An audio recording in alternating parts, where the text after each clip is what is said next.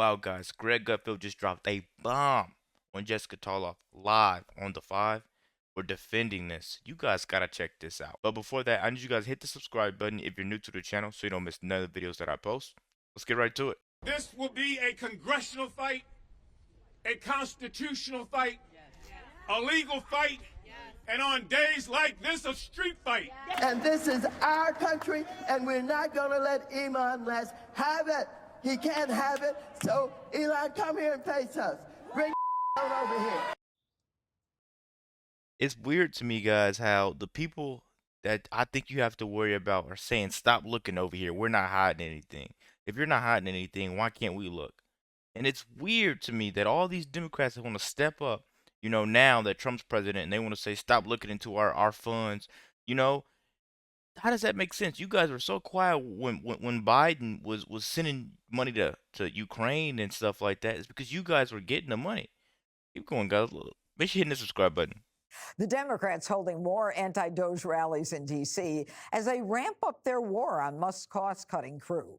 Their latest weapon, the federal courts. Judges across the country have moved to block some of Trump and Musk's biggest moves, including most recently a decision to block DOGE from accessing Treasury records. Other Dems want to go a step further and shut down the government over DOGE. They can attack all they want, but President Trump is standing by Musk and the DOGE team. We have to solve the efficiency problem. We have to solve the fraud, waste, abuse, all the things that have gone in the government. I don't know if it's kickbacks or what's going on, but the people, look, I ran on this, and the people want me to find it. And I've had a great help with Elon Musk, who's been terrific. Bottom line, you say you trust him. Trust Elon? Oh, he's not gaining anything. In fact, I wonder how he can devote the time to it. All right, Jesse, the worst congressional fight, constitutional fight, street fight, the worst crisis since Watergate. Since when is transparency a constitutional crisis? I don't know. Good question. Quasi and Fume, if you're going to say something with earmuffs on, I'm not going to take you seriously. I mistakenly wore earmuffs one time on Fox, and O'Reilly killed me for about a year. I never wore them again. So lose the earmuffs. So the Democrats are shutting down the government to protest Trump. Shutting down the government. Trump's trying not to pay bureaucrats, so Democrats are going to shut the government down and bureaucrats aren't going to get paid. Have you ever seen Democrats boldly say, I am pro-government shutdown? Ever? Trump is turning Democrats into Republicans. And they're now worried that Elon Musk has access to their social security numbers. Elon Musk is a part of the government. The government has. Exactly. Elon Musk is a part of the government. Half the people crying about that. Oh, he's going to have access to my info. What is he going to do with it? Dude, you have a 489 credit score. He has $489 billion. He's going to laugh if he sees your info. Like, come on, man. He doesn't really care about that stuff. He's trying to dig in where this money is going. Stop acting like this man's not a part of government. Go on, guys. Has access to your social security numbers.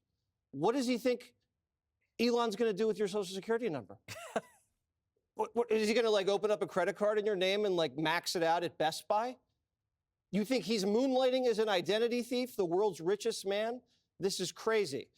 Judge, this reminds me of, let's just say, a spouse who is a shopaholic, and all of a sudden you intercept the mail one day. Look at the statement. And she grabs it out of your hand and says, you can't look at this. Now, if you do that, that makes me suspicious. And that's what the Democrats are doing. In order to look at the books, you have to open the books. All right, Dana.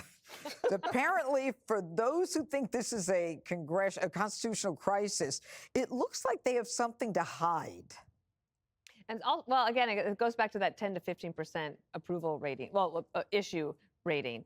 They are figuring out a way to drive down their 31% approval rating that they have right now. So Pete Buttigieg, for example, is out there complaining about Trump not bringing prices down fast enough. We talked about this a little bit in the A block. And that's like Gigi Waters causing a huge mess in the kitchen and then complaining that no one had cleaned it up fast enough. It's happened. It has happened, and it's happening right now. The other thing that's incredible is that one of the things that we see with these Democrats last week, remember when they went to the Department of Education and they were complaining and they wanted let inside the building. They didn't say what they were going to do when they were going to go inside. They were berating the federal official or the federal worker who was out there.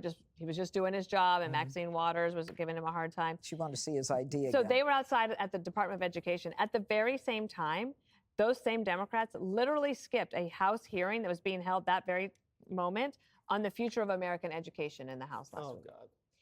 And I keep telling you guys, the people that are going to be screaming the loudest are the people with the most to hide. You know, Maxine Waters, she's one of the top Democrats in the Financial Committee.